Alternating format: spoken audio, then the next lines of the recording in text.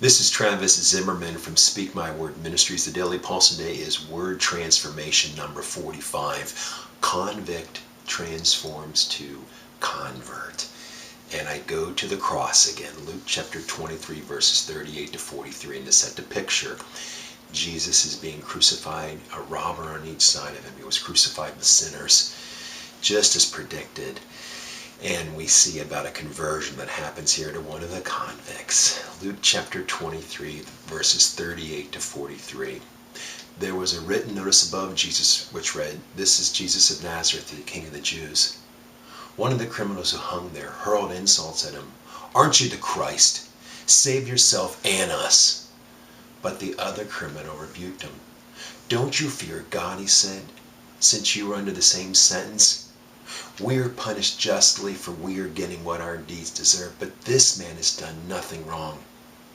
Then he said to Jesus, "Jesus, remember me when you come into your kingdom." Jesus answered him, "I tell you the truth, today you will be with me in paradise." Luke chapter 23, verses 38 to 43. So here you have a man, 3 men convicted, condemned to die. All 3 were condemned to die.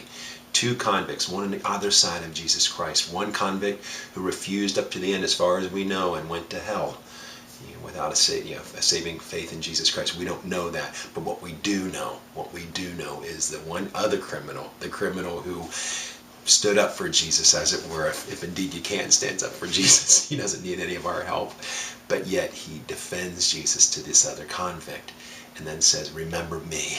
He converted.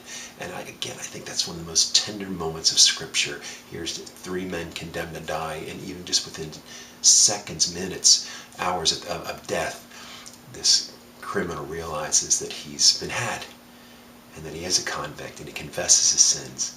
And Jesus turns it into a conversion and says, "Today you'll be with me in paradise." What a transformation in Jesus Christ. In his name, Father. Amen.